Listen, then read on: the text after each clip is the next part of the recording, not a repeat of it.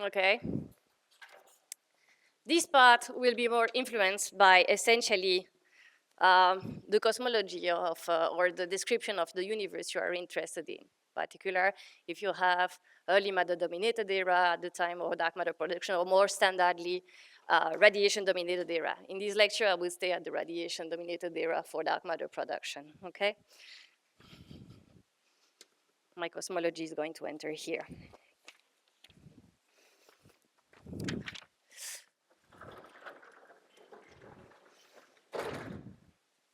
So, Liouville operator, this guy. Again, you will find different definition, especially if people focus on the non-relativistic description, you will sometimes have differently normalized Liouville operator. Here, we'll just say that it's the total derivative of f with respect to some affine parameter, okay, which a priori here on very general ground, it will be derived by the position and the momenta. Okay. Actually, geodesic equation for particles that move freely tells you that this is, in whatever, not especially Minkowski, but in the general universe, this is again related to these Christoffel symbols.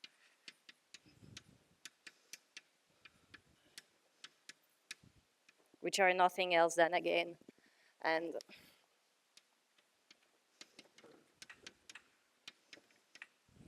okay. So, very nicely, I think I have lost, no, okay. My Liouville operator is going to take, in a covariant relativistic way, the following form.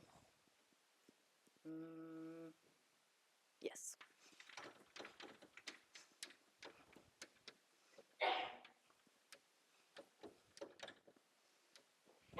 Okay. Now, within the context of these lectures, we are going to simplify our life and consider homogeneity and isotropy, in which case I'm going to assume that f x mu p mu is just ft and depends on the size, the amplitude of the momenta. In which case, obviously, here I only have the dt, so E component. And for the second part, you find out the Christoffel symbols. Remember that these things were related to the derivative of the metric. So essentially, you expect to have a Hubble rate to pop up, okay? So essentially, compute it for yourself. If I put the P naught, or energy, in front, I have d over dt minus h momenta squared divided by E dE of f. Okay?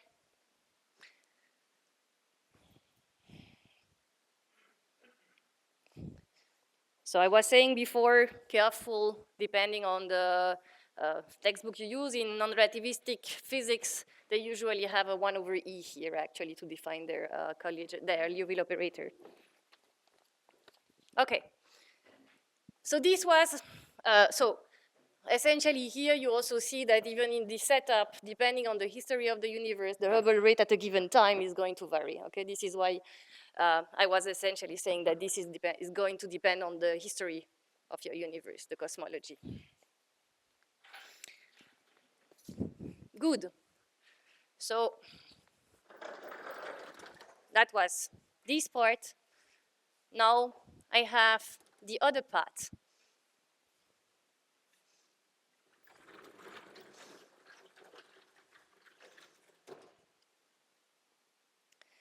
Collision term.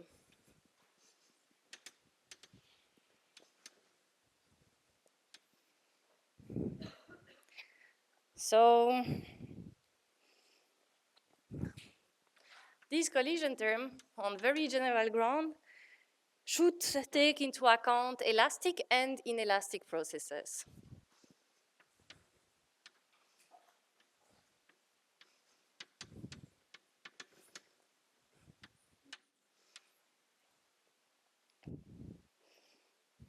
Elastic processes are essentially going to be chi times psi, chi times psi. Okay. In elastic processes, where chi denotes my dark matter, psi is another particle. Okay. I will try not to forget to always denote my dark matter as chi. Okay. It can be a scalar, it can be a fermion. Okay. So. In elastic processes would be, for example, chi going to psi psi. Here I change the number of particles. There I'm essentially going to change the momenta. Okay? Okay. In order to be able to go further, I would like to discuss a little bit this part, the elastic scattering part. Essentially, if elastic scattering go very fast, I can assume that I'm in kinetic equilibrium and I have this very beautiful and simple distribution function, Bose-Einstein, Fermi, Dirac, and so on. Okay. Now, if I'm not anymore in kinetic equilibrium, I'm going to be kinetically decoupled, okay, of the plasma. And essentially, the temperature of my particle is going to evolve differently than when I'm kinetic coupled to the plasma.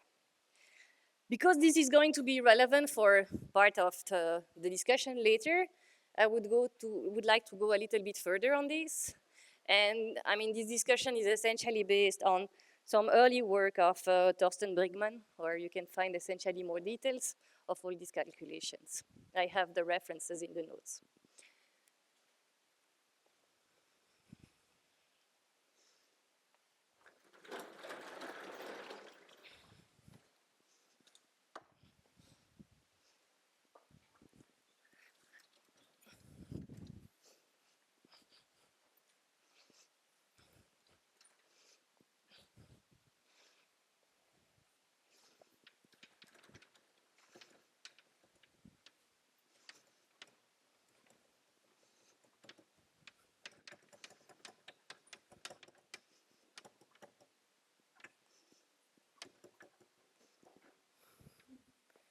Okay, so I'm just going to focus on this part right now. And I mean, because I will be interested, among other things, into weakly interacting massive particles, I will consider the possibility to have these chi psi, chi psi, where psi, psi could be any particle into the bath.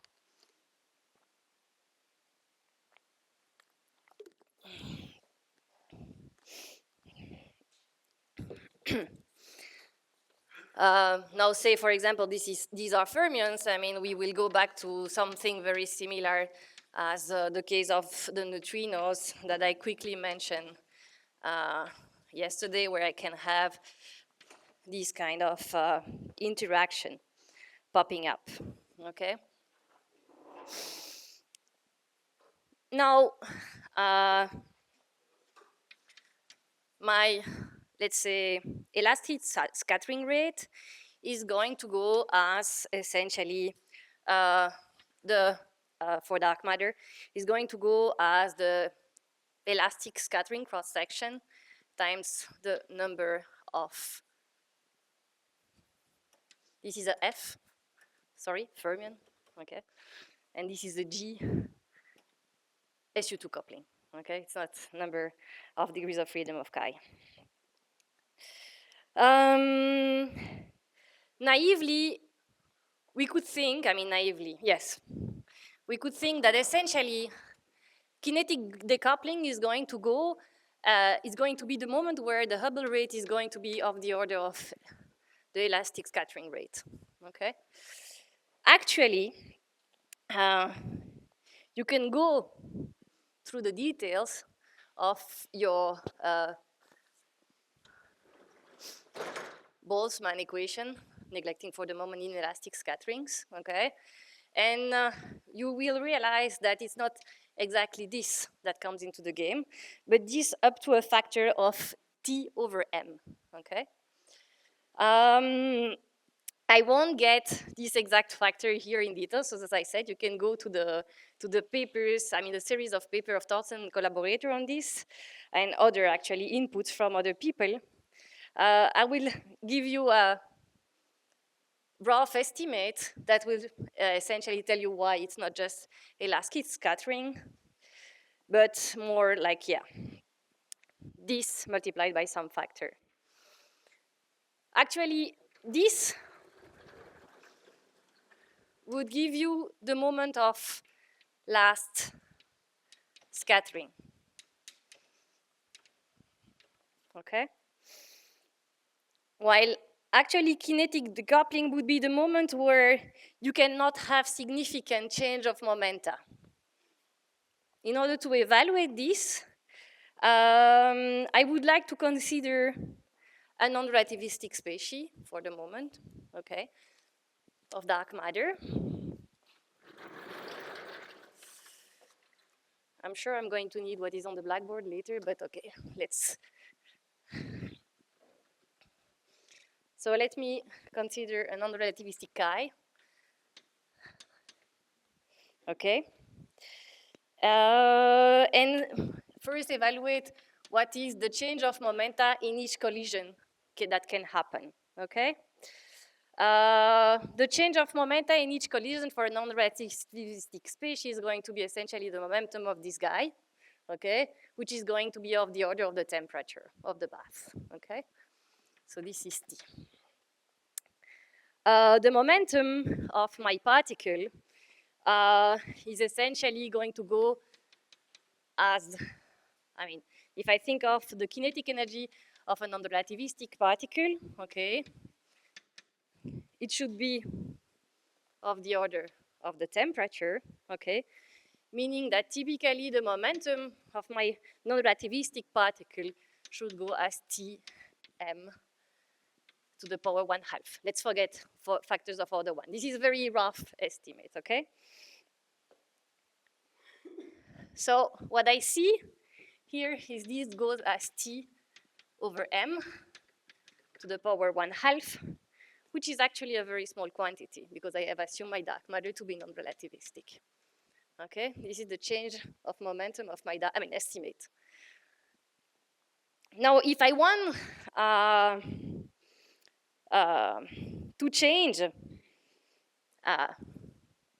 significantly my momentum, I need a certain number of collisions.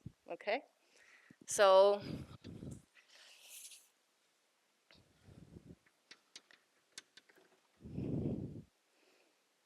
delta p thought over p after n collision should actually, for a random walk into momentum space, is expected to go as the number of collisions to the power 1/2 times the amount of change of momentum in each collision, okay? So this goes as n collision times this T over m chi to the power 1/2, okay? If I want this change of momentum to be order 1, okay, to be significant, okay, to be still significant, I essentially need the number of collisions to be of the order of m chi over T.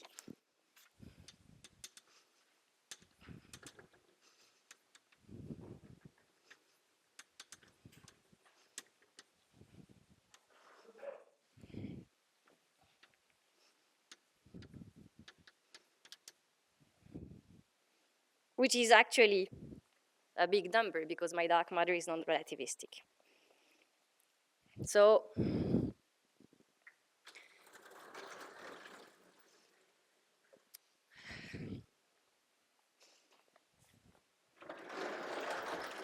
I will keep this information here so that I don't lose it. Okay, this is E dt minus h p squared over E dEf, okay? So that I don't, it was there.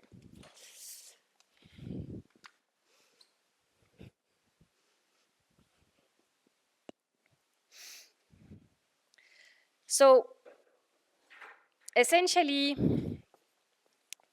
I'm going to now assume that I have a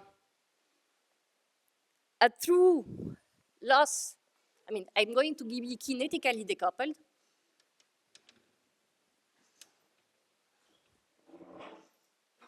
Shit, two L's or one L? I don't know, kinetically.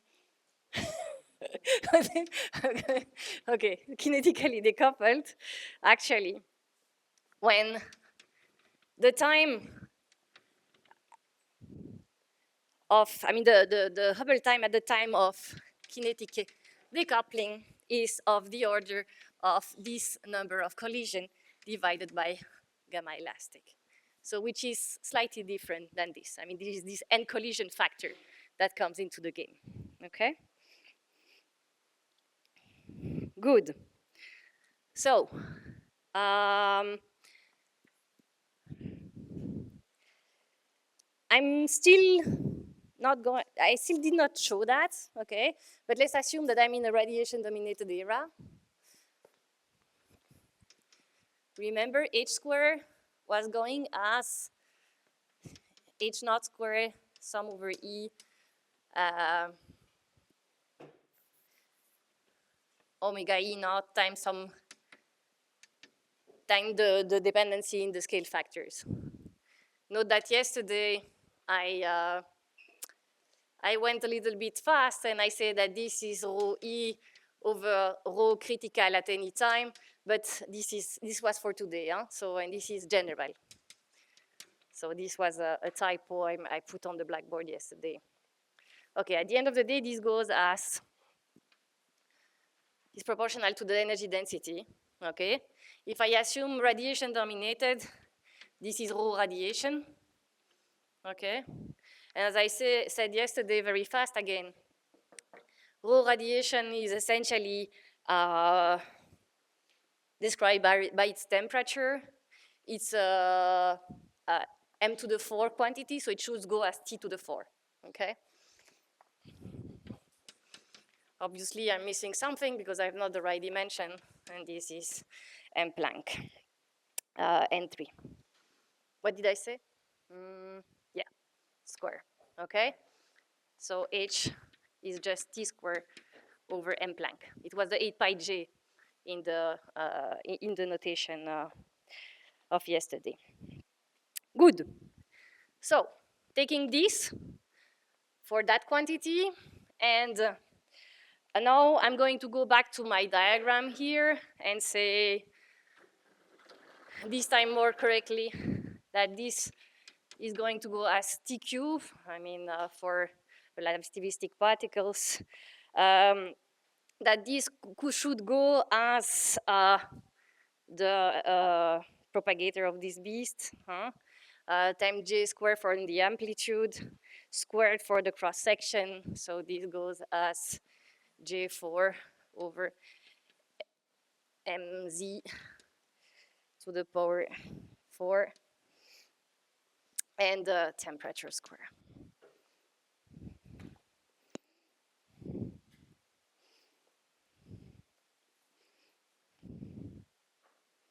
No, sorry.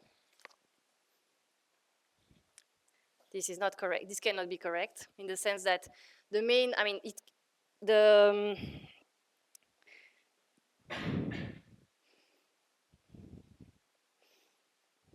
yeah. This would be correct for a relativistic particle.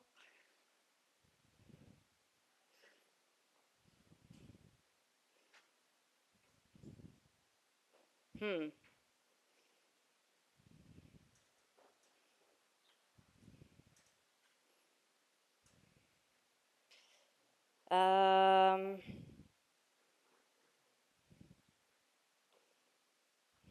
hmm.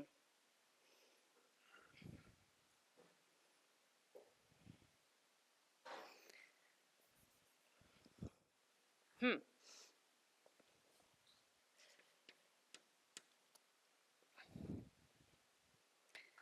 Okay. This is what I wrote in my notes. I should have the mass of the dark matter that enters, which is an important quantity here. And this should be the dependence of the elastic scattering cross-section. I would need to go more in details to, to make it clear. Now, if I plug this in here, I plug this elastic scattering rate and this Hubble rate into this. I take the number of collisions to have a significant change that was here, mk over t, okay? I end up with a kinetic decoupling temperature in this kind of scenario to the power 4. That should go as mk to the power 5 divided by jf square. I have changed the SU2 coupling into Fermi constant square. So I need to put mw to the 4 here, okay? And I have my M Planck factor that was coming from here. Now I said I have, let's assume that I have a non-relativistic WIMP. Potentially what I have in my mind is typically MKI of the order of, say, hundreds of GeV, okay? You plug the numbers in here, and you will get that the typical temperature for kinetic decoupling should be of the order of 20 MeV, okay? This is the order of magnitude estimate that you will get for the kinetic decoupling temperature.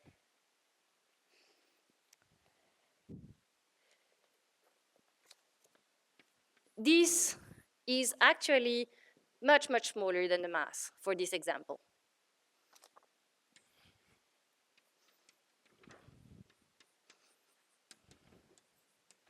For a non-relativistic WIMP. Okay?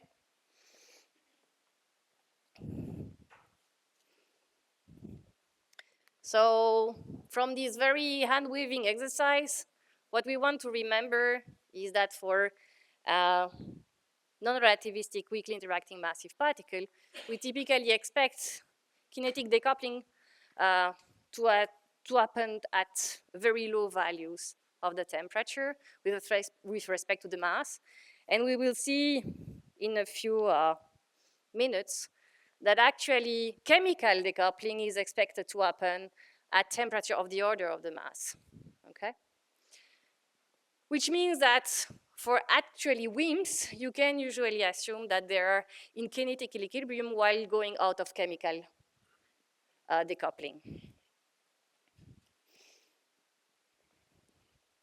Now, this is very hand-wavy. You can go on general ground through computing the full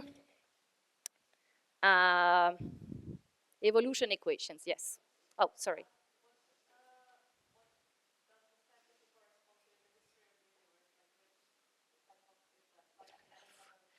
Okay, MEV is a little bit, 20 MEV is somewhere a little bit above BBM, which should be, should happen around MEV scale, okay? But yeah, it's rough estimate, but it's not completely far from the reality in a concrete model. I mean, here I just describe very roughly some transition, okay? But you can go to specific WIMPs and you get typically order few MeV, 400 GeV. Okay, so this is very rough, but the main thing I wanted to tell you is that when you want to compute kinetic decoupling, it's not just elastic scattering, but there is this M over T factor that comes into the game, okay? You can get that from looking at the Boltzmann equations, okay? Theoretically, on very general ground, if you want to be playing with a relativistic particle, you should definitively look at all the momenta of the distribution function. When chemical and kinetic decouplings are kind of intertwined, I mean, it could happen that chemical and kinetic decoupling happen not far from each other. You can actually reduce yourself to look at evolution equation of the first momenta, which would be which so-called first momenta, which is number density, okay, and second momenta, which will be associated to temperature. So I said that n chi is going to be the integral d3p over 2 pi cube f chi, okay? I want to look at the evolution of equations of n chi, and I will be willing to look at the temperature that I'm going to define as 1 over n chi times 1 over 3 p square over E average over the phase space density, which is 1 over n chi integral d3p over 2 pi cube 1 over 3 p square over E f chi, okay? There is the 1 over n here. For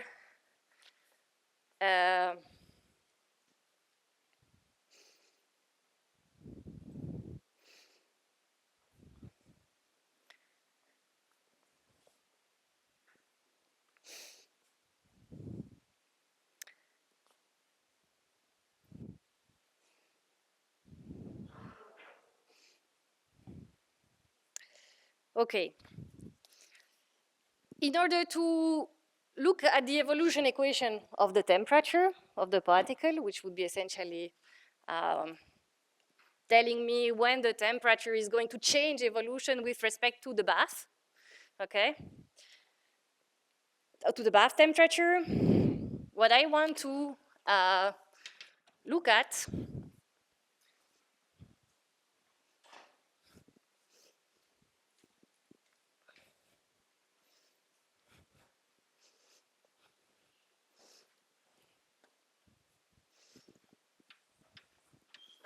is collision operator, sorry, Liouville operator, that I'm going to divide by E, okay? So I get rid of the E prefactor here, that I multiply by P squared over 3E, that I need in order to end up with a temperature at the end of the day, okay?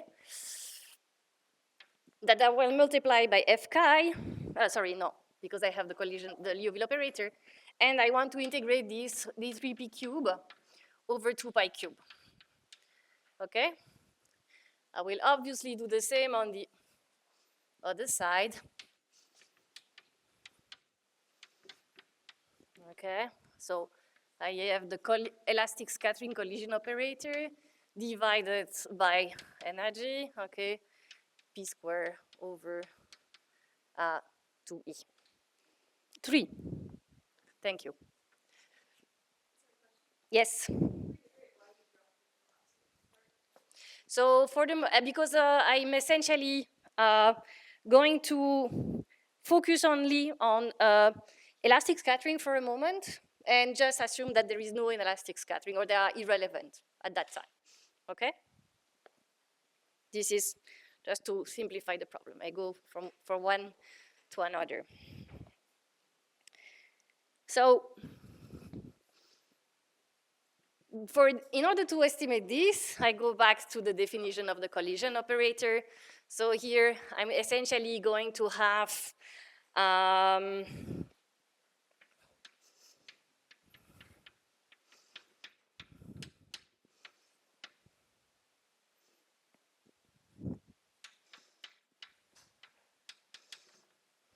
okay.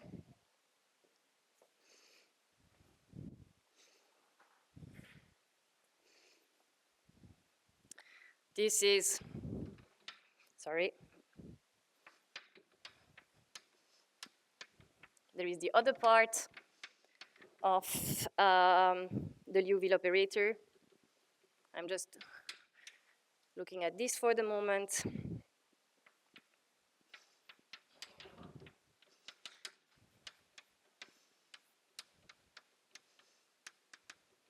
Okay. This is nothing but nchi times derivative of nchi times the temperature of chi, given the definition I have here. So this is easy. And for this part,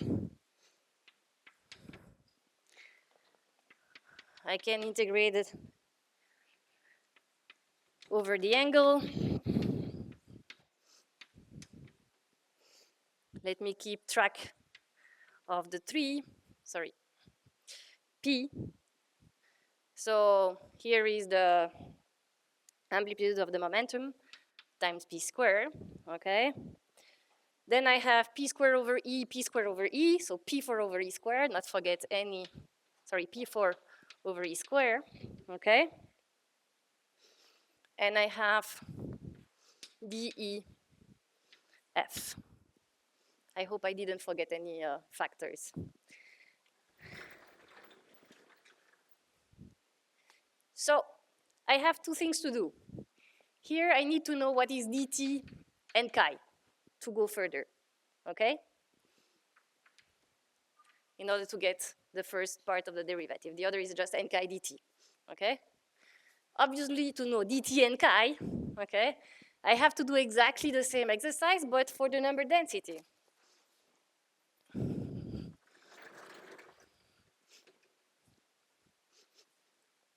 So,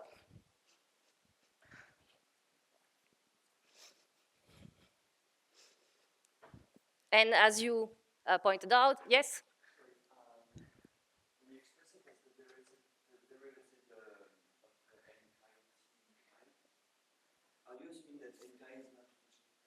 CC, I'm assuming that nchi is a function of time. So if I have nchi times t chi, I have d3p 1 over 3p squared f chi, okay? Derivative of time of this, there are only f chi that depends on the temperature, on the time, okay? So this is derivative of n times t chi. You agree? Yes? Yeah, okay. And, okay, let me write it explicitly because this is a, so this is going to be, okay, n chi times t chi plus derivative of t chi d n chi over n chi times t chi. Okay, so this is why I want to know what is the time derivative of n chi. You agree with that? Okay. To know what is the time derivative of n chi, I have to play exactly the same game, okay, and look at d3p over 2 pi cube of the Liouville operator divided by E, but this time not multiplied by P squared over E because I want dt of this, okay? dt of this that comes into the dt of F here, okay? Plus the other term, okay?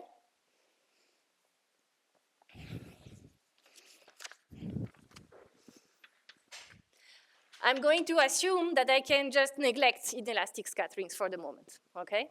So I'm just going to assume that I have no, nothing on the right-hand side here for change of number of particles as a function of time. I'm going to get, at the end of the day here, dt and chi directly minus h d3p over 2 pi cube integral, okay, p square times p square over e dE of f, okay? Hopefully I didn't forget anything because of this, okay? Still the same story, collision operator, sorry, Liouville operator. I just assume that I can neglect them. Sorry, elastic. Yes, yes, yes, yes. Ah, okay. So elastic scatterings are expected to change momentum. They are not expected to change number of particles. You agree with me? So I don't have my image anymore, but they should not change the number density. You agree? So it's only an elastic scattering. And at this point, I just neglect them, okay? Okay.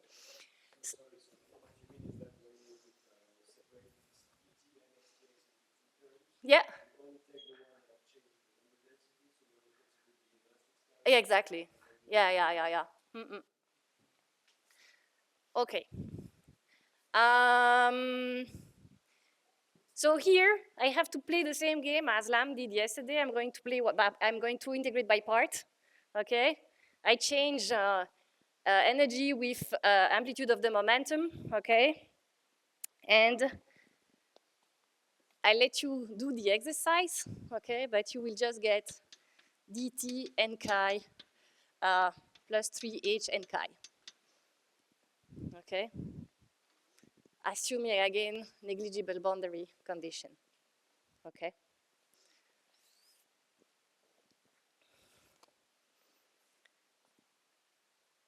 This is assumed to be 0 for the moment. I neglect elastic scattering.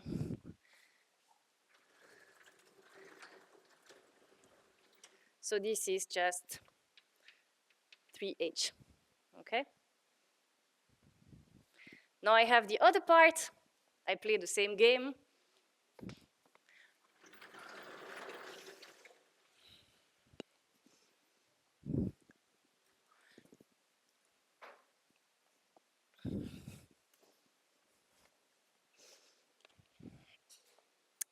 I play the same game. And I'm going to have several terms. And I would like to, let you do the exercise. Don't forget any of them. But you will see that this term is going to give you 2h t chi minus h 1/3 p4 over e cube.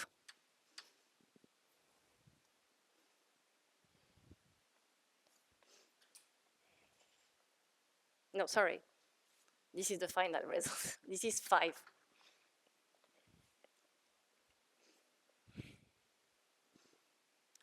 And this is minus 3. Sorry.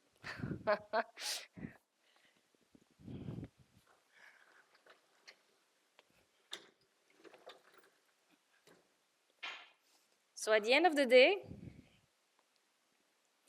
the whole Liouville part of this equation end up with n chi. And I forgot the n chi too. N chi that I put in front. I have minus 3 plus 5. So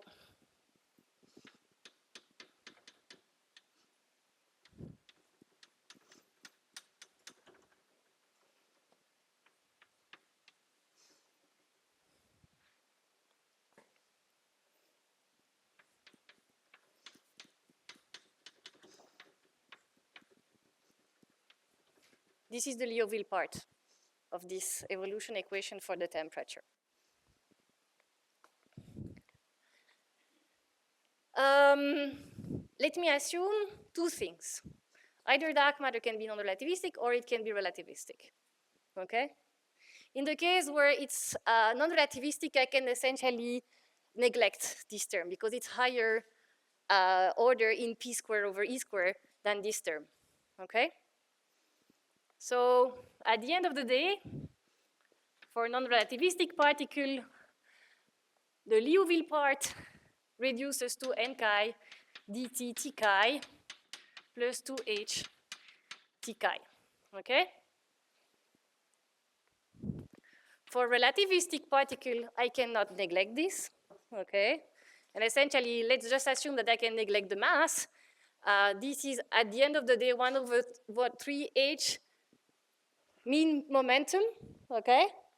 And if you look at the definition here, okay, 1/3 mean momentum, neglecting the mass, is just the temperature, okay? So what you see here with the factor 1/3, yeah, okay? So this is essentially plus 2h t chi minus 1h t chi, okay, for relativistic particles.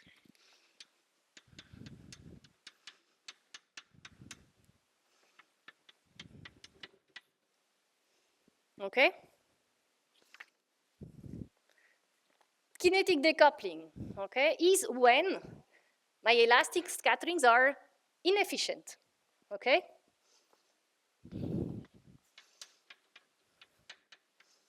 When I'm kinetically decoupled, and only if I'm kinetically decoupled, this is going to be 0. You agree? Okay? So from here, you expect temperature to essentially scale as 1 minus A. I mean, dt over T, dln T is going to go as minus dln A. Okay? So you see that for relativistic particle, when they are kinetically decoupled, I expect the temperature that goes as 1 over A. For non-relativistic particle, I expect that there is a factor of 2. Okay? So this goes as 1 over A squared.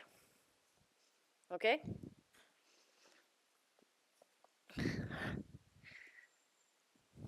Very importantly, I would like to emphasize that I have no relativistic degrees of freedom entering into this, okay? You're okay with that? Please remember that, okay? So temperature of a particle that is non-relativistic and kinetically coupled, it scales as 1 over A squared, okay? Temperature of a particle that is kinetically decoupled, but that is relativistic is 1 over A. Good. Now, obviously, what we should do to get to be convinced that from this part we will have the elastic scattering rate multiplied by this factor m over chi, we would need to go through the details of this elastic scattering part, okay? Which is a full exercise by itself, which I will not do, okay? But, so I can send you to the papers where I did the full analysis. And at the end of the day, especially considering the case of, no, this I want to keep.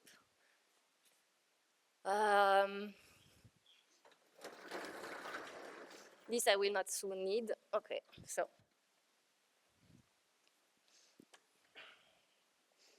For non-relativistic particle, actually, you can show that you have the Liouville part, this didn't change. I have divided by the number density of the particle, the Liouville part. Where is it? There. It's actually equal to 3 over 2, some rate of momentum exchange, T minus T chi.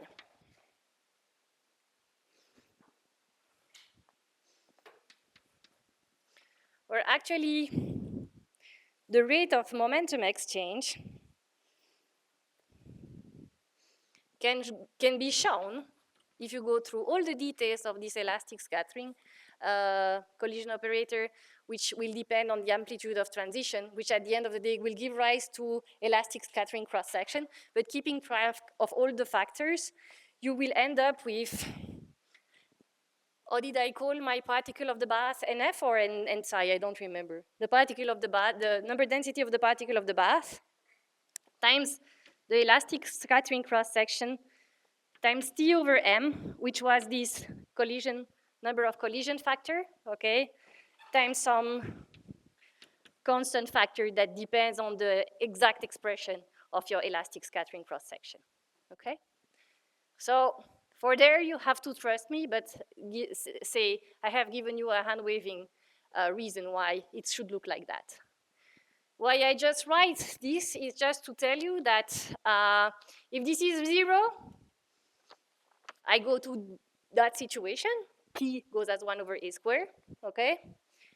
If the interaction, the momentum rate exchange is important, what I see here is that temperature of the dark matter is just going to be the same as the temperature of the bath.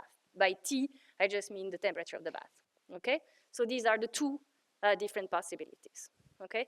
From these Boltzmann equations, okay? And then I will tell you how the temperature of the bath change. Now, one other thing I would like to mention is that as soon as my particle is kinetically decoupled, it free streams. Okay, and free streaming is something you usually hear for warm dark matter or hot dark matter or whatever you want to call it. But even cold dark matter, WIMPs, okay, they can free streams when they are kinetically decoupled.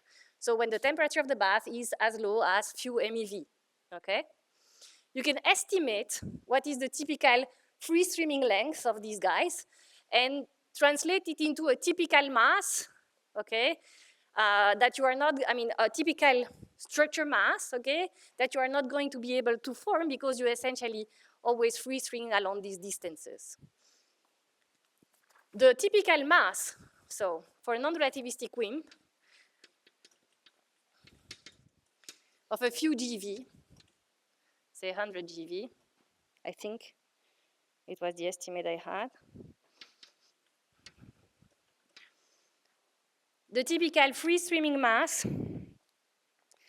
is going to be of the order of 10 to the minus 6 solar masses. Okay, so you are not going to be able to form beasts of the order of 10 to the minus 6 solar masses. Okay, why we never hear about that is just because that this is much, much, much, much smaller than the typical masses that you can probe with, for example, with the probes that test the minimal size of structure in your universe.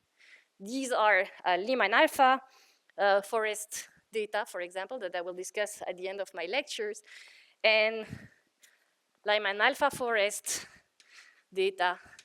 They typically are going to probe structure which will have masses of the order of 10 to the 9 solar masses or 10 to the 12 to 10 to the 12 solar masses, okay?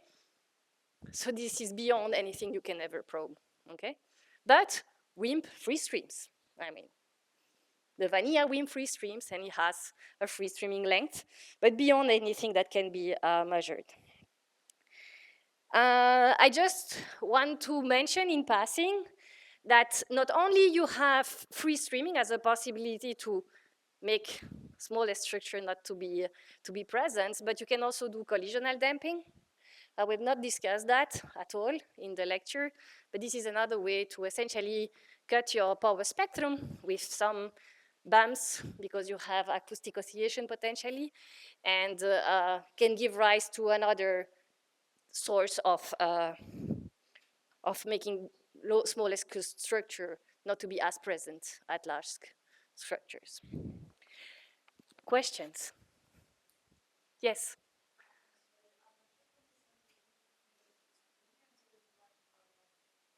You don't see the real. Okay, so when you look at your matter power spectrum, does that sound, that is something you, okay? You will see in a lot of, so this is the matter power spectrum as a function of the wave number. Wave number is 1 over scales, okay? So these are large scales and these are small scales, okay?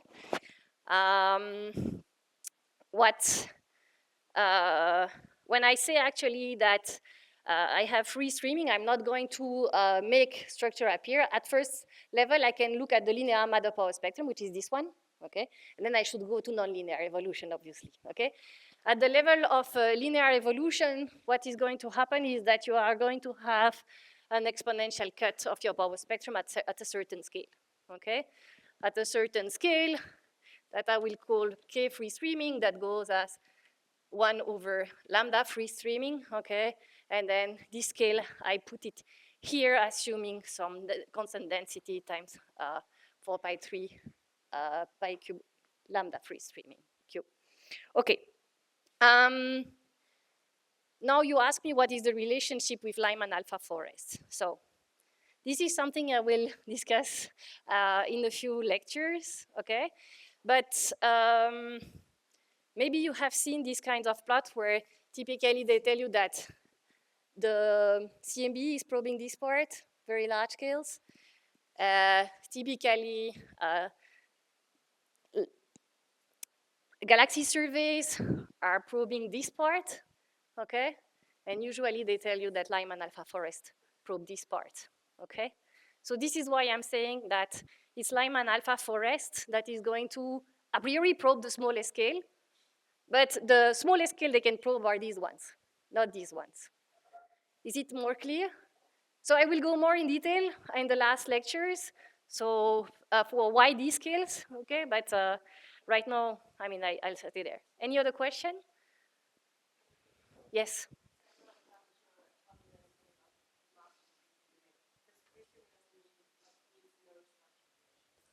Free streaming means that you are going to free stream. You are going to be escaping very fast from any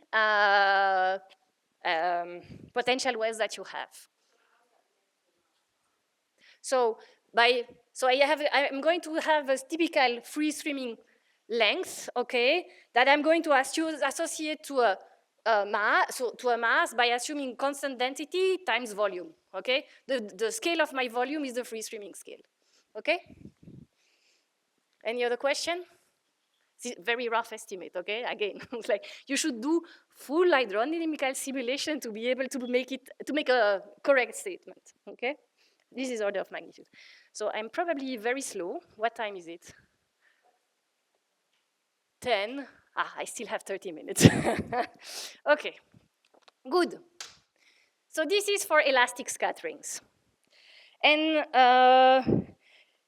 now, let me assume that I'm going to consider weakly interacting massive particles that are non-relativistic for a few more, no, actually also relativistic, but okay. But what I just want to mention is what is the typical distribution function and consequences in terms of temperature with more details in the case of particles that are kinetically coupled to the plasma, okay? So very fast, kinetic decoupling. So this I won't need.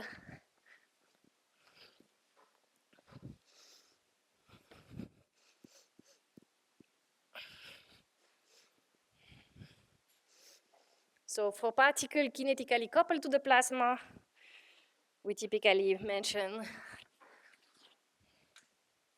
thermal equilibrium.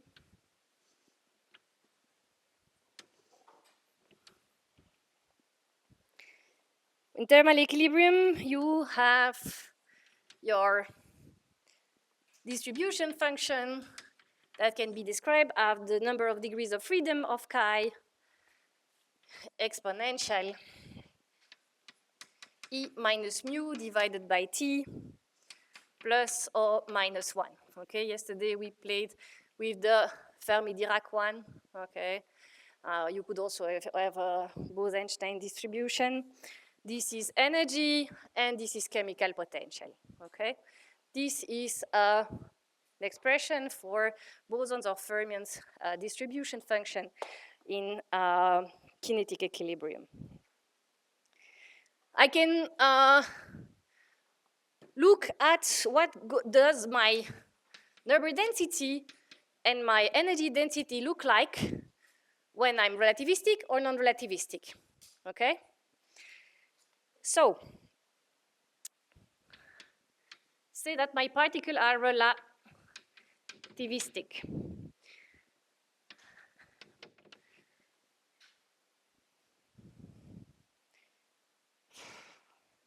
Let me just write. Now, do I really want to do that?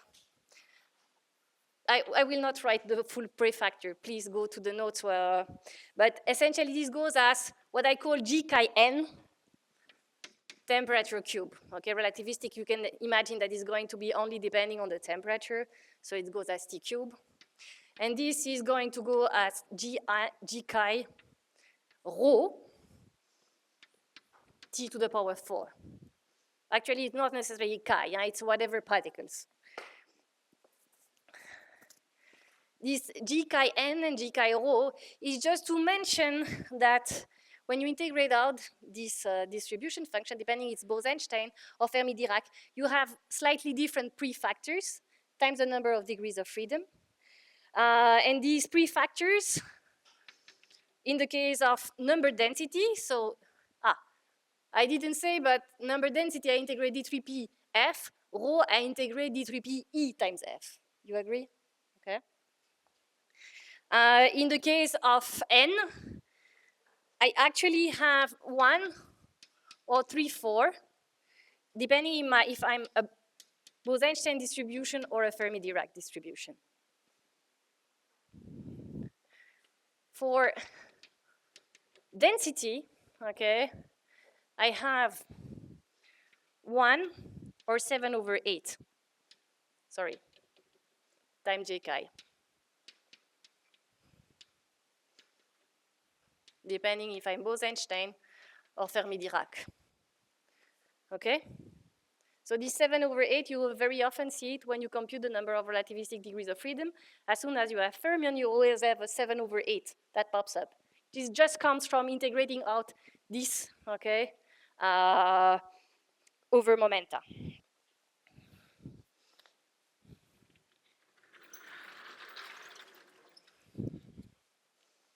If your particle is non-relativistic,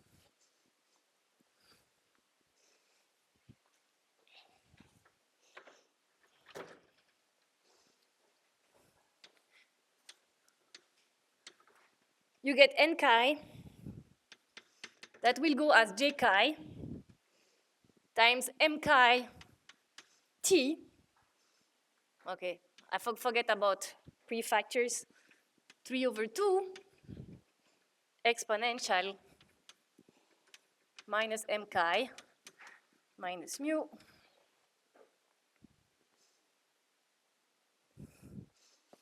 divided by the temperature of the bath. Okay, T is the temperature of the bath all around here.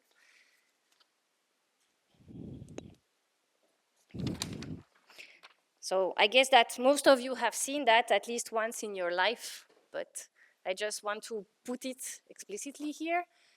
Now, another quantity that we are going to use all around is going to be entropy density, okay?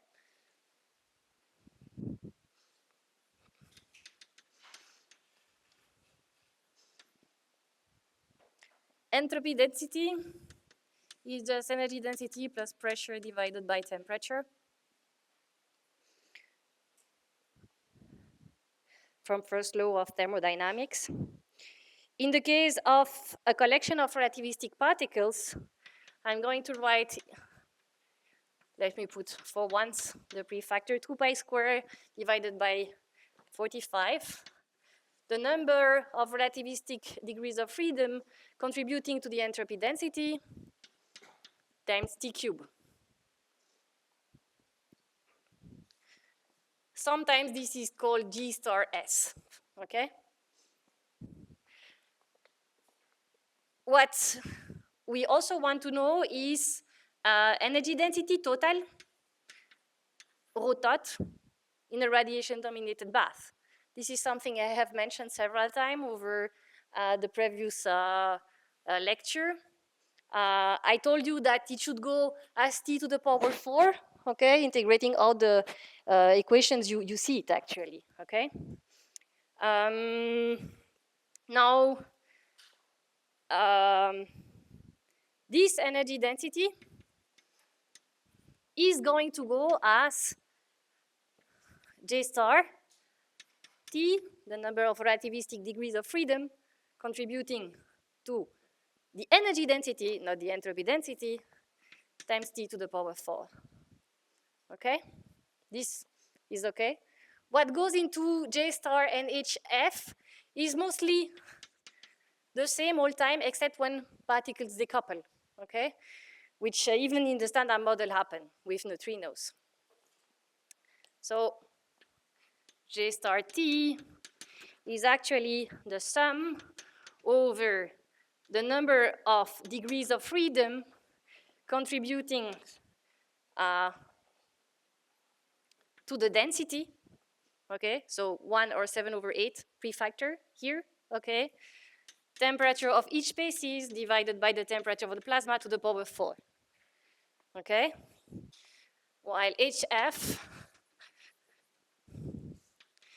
is the sum of the same quantity, the number of degrees of freedom contributing to the relativistic energy density, okay? But this time multiplied by the ratio of temperature to the power 3, okay? This is why these guys can differ as soon as one particle decoupled from the bath.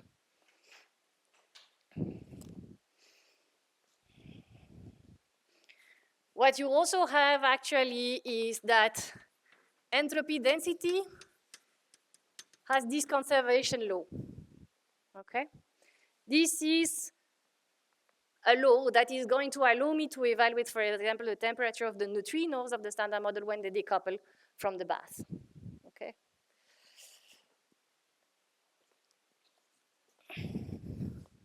Also, what these things tells me is that S, that goes as T cube HF, okay, should go as a to the minus 3.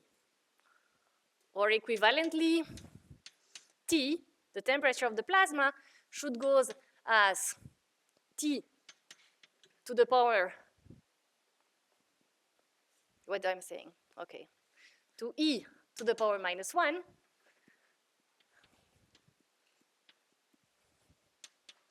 okay, but HF to the power minus 1/3, okay?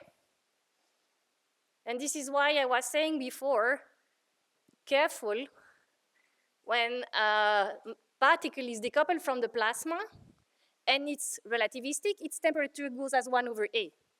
But when a particle is coupled to the plasma, its temperature depends on the number of relativistic degrees of freedom into the plasma, okay?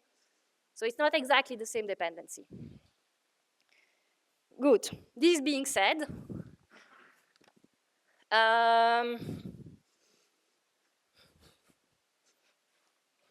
now go to the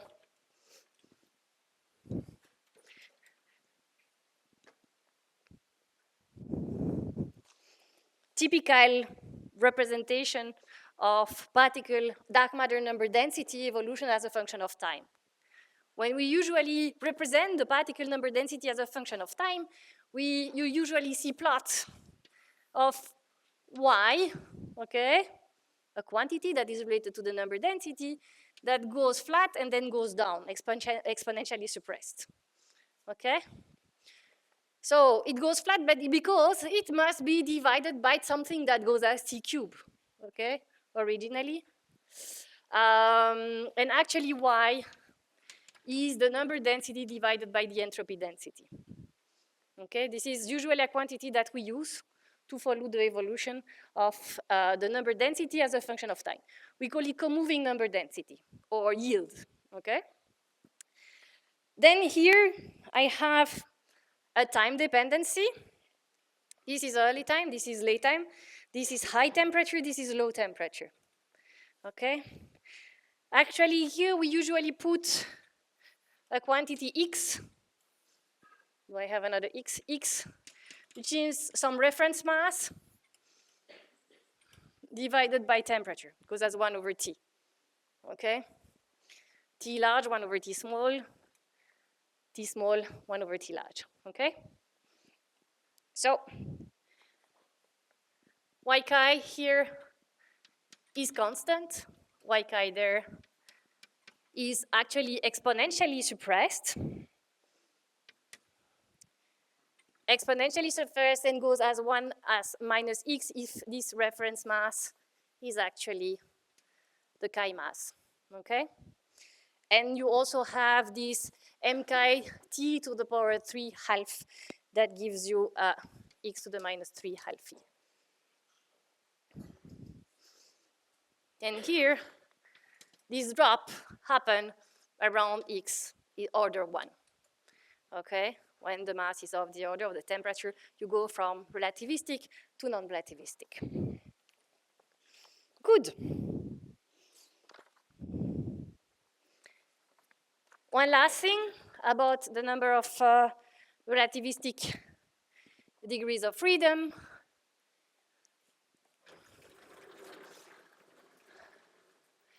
Remember that yesterday I quickly went through the counting of the number of relativistic degrees of freedom in the standard model, okay? Or at least the number of degrees of freedom in the standard model, okay?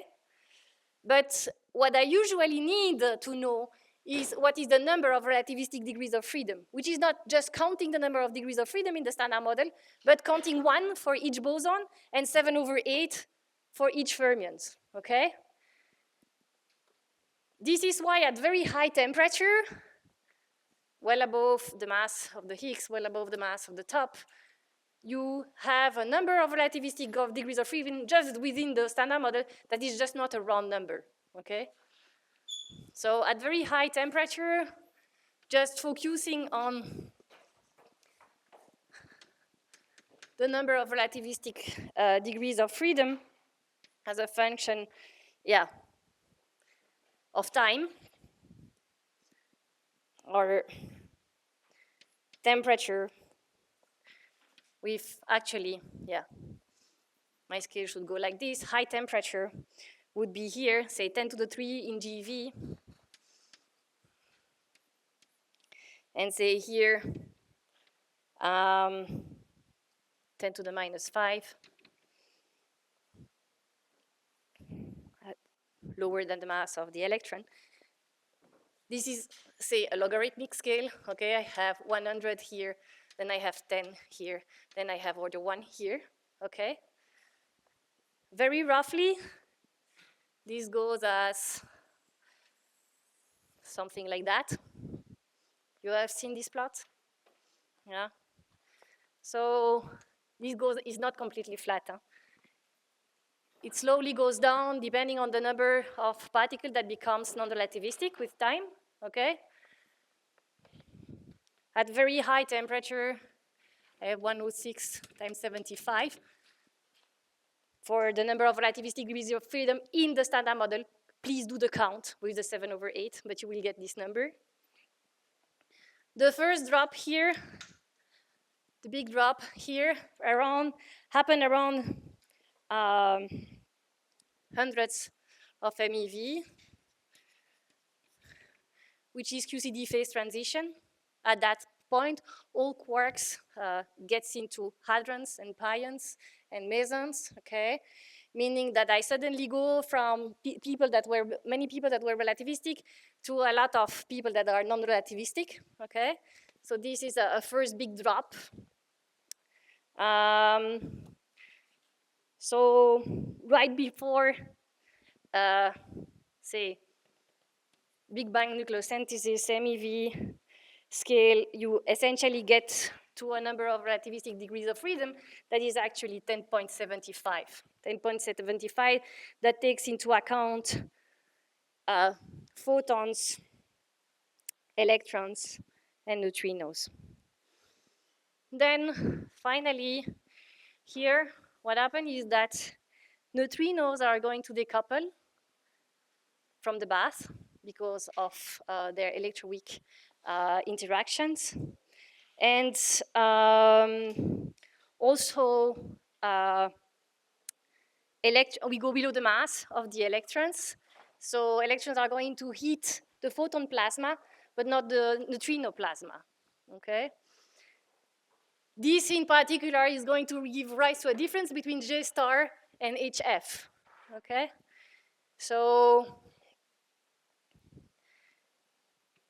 at the end of the day, the amount of relativistic degrees of freedom that you get is HF which is 3.91 today in the standard model, or J star J star, which is 3.36. Okay? But very roughly, this is what is happening into this picture. And the reason why we don't have round number is all these factors, 7/8 and stuff like that. And the difference of temperature between neutrinos and photons. And if you want to be completely correct, neutrinos do not decouple instantaneously, so you should take this into account. So you are not exactly having 3 neutrinos that contribute, but some 3.046, I think, in the standard model, but whatever. I mean, this is the rough picture I want to have in our head. Very good. I still have 10 minutes.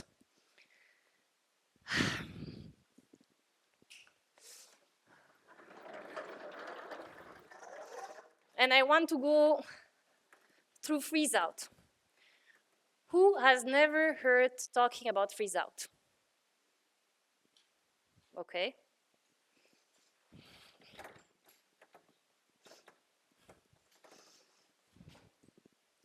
There are two types of freeze out. I will go very fast because I mean most of the people in the room knows about freeze out. But this is actually when we are going to look at the Boltzmann evolution equation.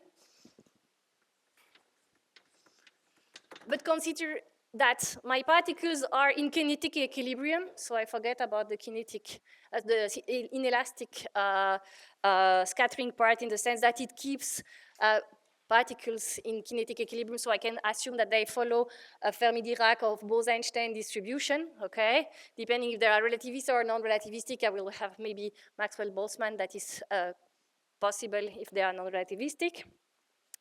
And I just want to look at, to keep track of the inelastic scatterings, to go to the evolution of n chi.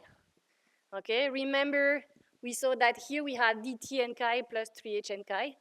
Okay, and this quantity is going to depend on the amplitude of transition for this kind of processes.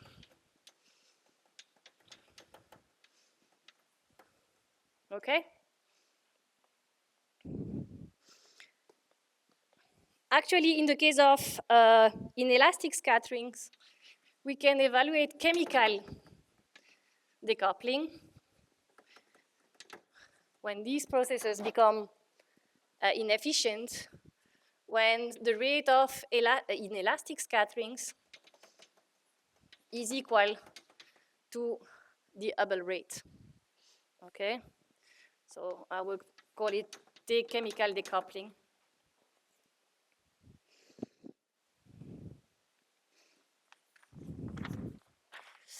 I actually have two possibilities here. Assuming that I'm in chemical and kinetic equilibrium at the time of inelastic scattering, I can either decouple while I'm still relativistic, in which case I'm actually just going to have a yield that is just going to be constant from the moment of chemical decoupling. I'm not going to change anymore the number density with respect number density of particles. In the case I decouple while I'm non-relativistic, I'm going to decouple somewhere here. Okay? Depending on the importance of these annihilation processes, for example, number changing processes, okay, the more my number changing processes are important, in the case of non-relativistic decoupling, the more time I'm going to stay in equilibrium, okay, follow the equilibrium curve, and essentially get less and less dark matter at the end of the day, okay? In the case of relativistic particles, I'm essentially going to change the time at which I'm decoupling here, but y is just going to be a constant. Okay? How does this affect the relic abundance?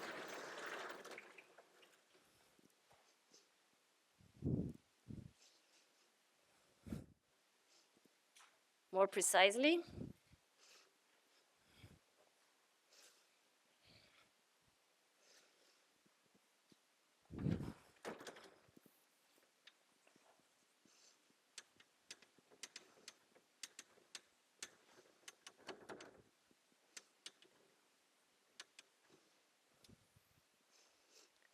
in the case of relativistic freeze-out,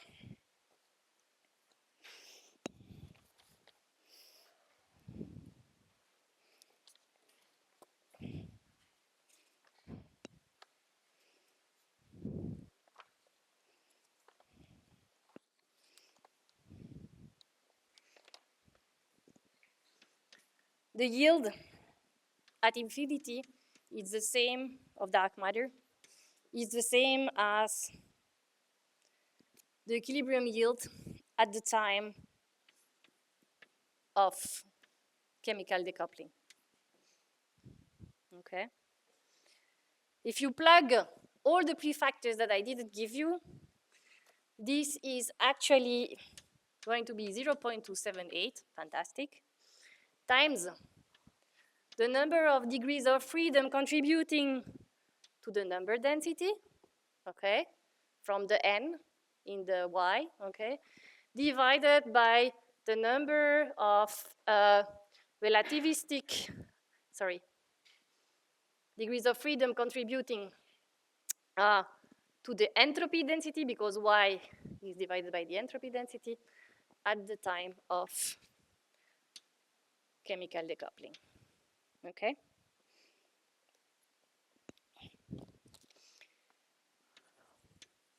If you plug that into the relic abundance of dark matter today, in that case, I should consider the relic abundance, I mean the comoving number density at the end of the day, okay? But then I have to multiply by the entropy density today, okay? This gives me number density. I have to multiply by the mass of the dark matter, right? And I have to divide by the critical energy density divided by h squared to have this h squared here, okay? Critical energy density today.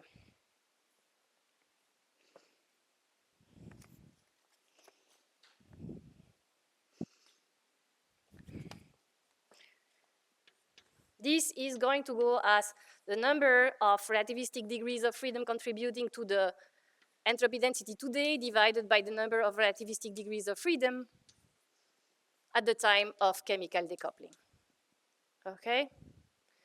Times the mass of the dark matter with some prefactors. You agree? Just rough dependency.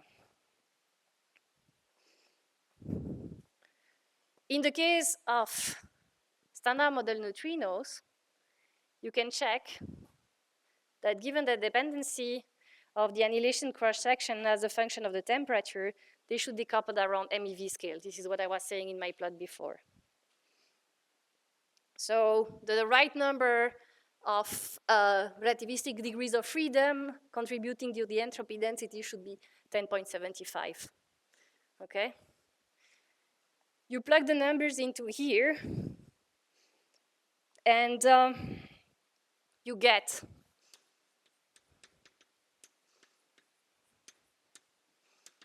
that this should be omega chi h squared,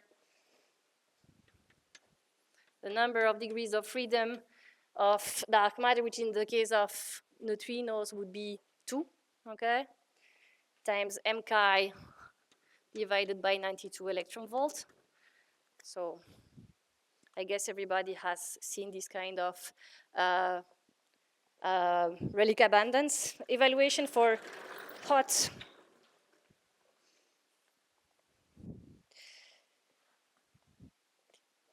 The point is that in order to to have neutrinos to account for all the dark matter, meaning omega h square equal 0.12, you actually need the sum over the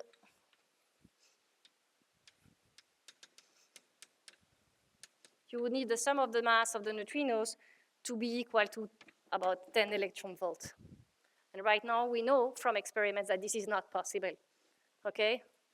My neutrinos have much smaller masses than that, okay? So compared to some questions I had yesterday, why dark matter cannot be standard model like, I mean, we need something else than just the standard model, okay? Now, if I'm not interested in neutrinos, but another type of dark matter that could be, for example, a fermion, okay?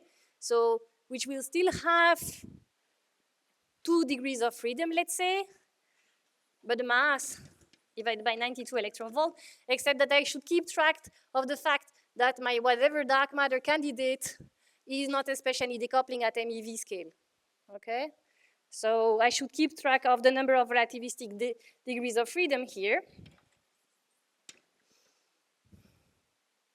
I should multiply this by the decoupling temperature for neutrinos, okay, and divide by the decoupling temperature of my whatever dark matter that I prefer. Now, if I impose that this is 0.12, I see that I need this quantity to be of order of 1,000 in order to have a dark matter that would be keV scale. You very often hear keV warm dark matter is excluded, blah, blah, blah. Problem with, I mean, usual problem with this in, let's say, standard model cosmology is that, I mean, you need 1,000 relativistic degrees of freedom at the time of decoupling of this particle.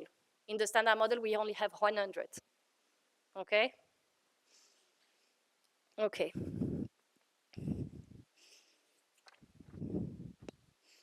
Now, if I would like to do the non-relativistic decoupling correctly, I should go through all the details of the inelastic scattering collision term.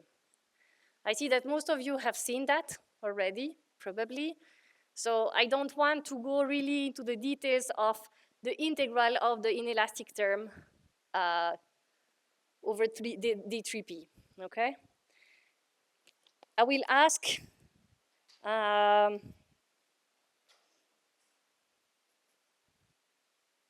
will just do the following.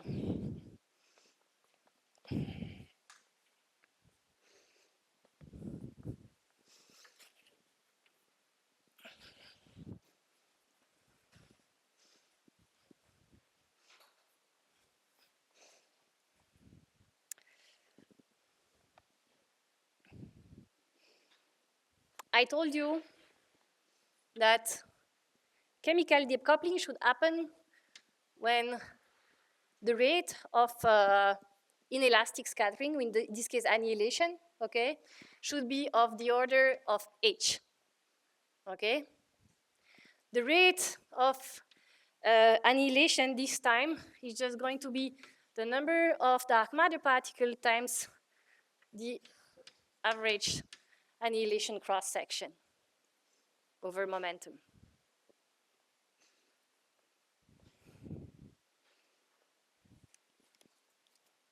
This, in radiation-dominated eras, goes as T squared over M Planck, okay? I want to know what is omega chi, h squared, okay? Omega chi h squared goes as N chi, okay? Times M chi, divided by rho critical, blah, blah, blah, okay? N chi, at the end of the day, goes as temperature of chemical decoupling squared divided by M Planck 1 over sigma A times V times m chi, okay?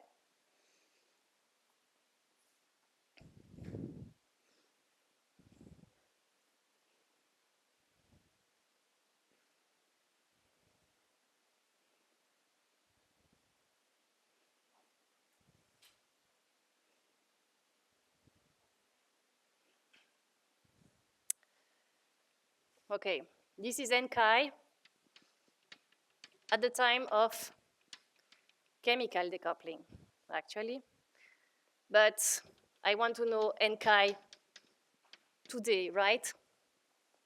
So I have actually, in between this quantity and the one that I have today, I have a to the minus 3 scale factor, okay? That translates into T cube. Okay, temperature goes as 1 over A. Which actually give me a 1 over T chemical decoupling here. If I consider today. This is this X quantity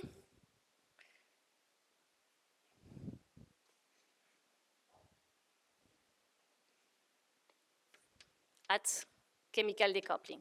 It's very often called XF, okay?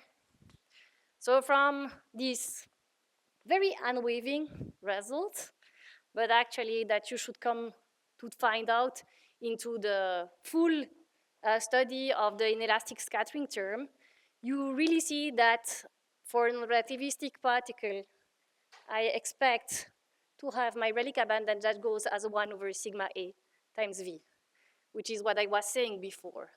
With the decoupling, the moment where you go out of the exponentially decreasing curve depend on the annihilation cross-section. The larger the annihilation cross-section, the less dark matter I'm left with. If I go to the case of standard model neutrinos, forgetting that I know that they have very low masses, in order to have omega chi h square of the order of 0.12, I would need the neutrino masses to be of the order of GV scale, okay? Completely, absolutely excluded, okay? But we can have any other guys that do the game, okay? So I'm really going to try to put my notes online, at least from the website of my university, so that people that never seen any derivation of the, what does the inelastic scattering collision term looks like and how you get to this, but with more details, can look at it and ask any question at any time. But I don't think it's worth to go through the all details right now. So I was asked by the organizer to make a quiz, which I did.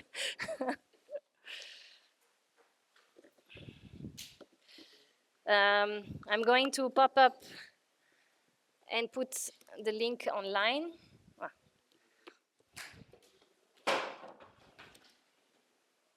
If my computer wake up.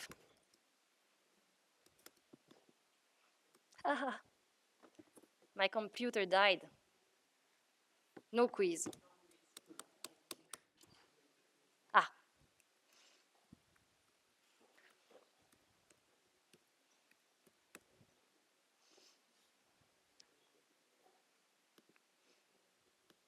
So for those who are using the Slack, here is the link. For those who want to know the QR code, I have now found out a way to show you the QR code without showing you the answers. Ah, no.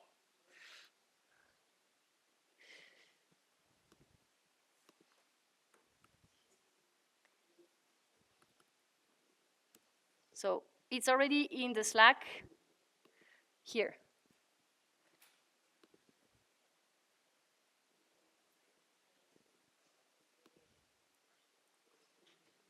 Here you are.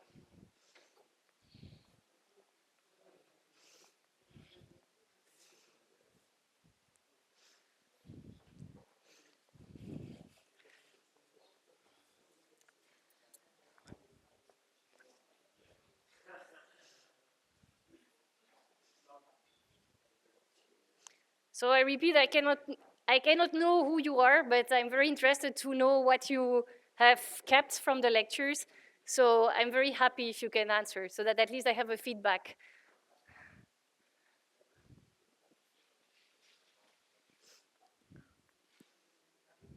It doesn't work? Doesn't work, or?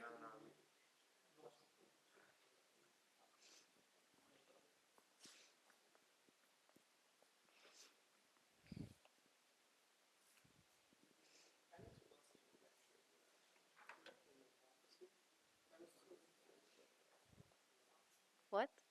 You cannot access? Ah,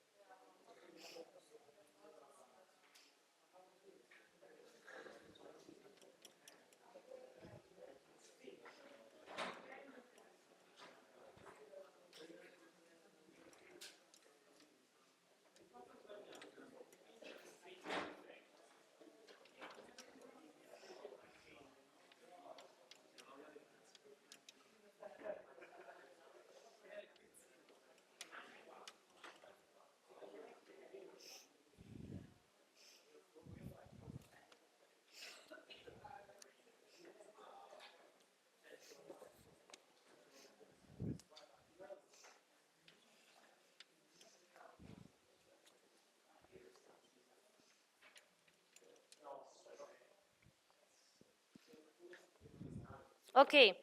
I already have 30 answers. Just to give you a break before you have the next lecture, I will go to this, okay, to the answers. So, active neutrinos give rise to all the dark matter. So this is just what I said. And I said, okay, cold relic, it's mass of a few GeV. Actually, a hot relic standard model neutrino cannot account for all the dark matter with keV mass, okay? Actually, this is a plot I wanted to discuss, but I didn't have time, so let me discuss it 1 second. This is the relic abundance of neutrinos as a function of their mass, being agnostic about their mass. This is GeV scale, okay, as we noticed, I mean, and this is EV scale. The moment where it changes is decoupling, okay, MEV scale. In between this, while it's a hot relic abundance of neutrinos, hot relic goes as the mass of the neutrinos. So it increases with increasing mass, meaning that I have much more than what I need with relativistic neutrinos of KV that decouple, okay? So the second answer is wrong. Next question. Dark matter is a cold relic, increases with increasing annihilation, decreases with increasing annihilation cross-section, so this is due to that, okay? Most of people got it right. Is independent of the annihilation cross-section. This is a very interesting statement. Okay. So if you have doubts, please come back to me. When the dark matter Is a hot relic, it's a relic abundance, does not, depends on the annihilation cross-section or is independent of the annihilation cross-section. Very roughly, I mean, at the end of the day, it only depends on the annihilation cross-section through the moment where it decoupled, right? So, I mean, okay, it's relatively independent, but still it depends somehow, okay? Dark matter kinetic couple, this is a new setup. Why is this showing it, like this, okay. So dark matter kinetically decouples, its temperature goes as 1 over A as if it is relativistic, perfect. Temperature scales as 1 over A HF. So when it's, if it is relativistic, when it's kinetically decoupled, there is no dependency in the number of relativistic degrees of freedom. It's only when it is coupled, okay? So please remember that. The moment scales as 1 over A squared. No, no, no, no. It's the temperature that goes as 1 over A squared, okay? And I'm done. So everything clear? I think it's clearer today than yesterday. So thank you.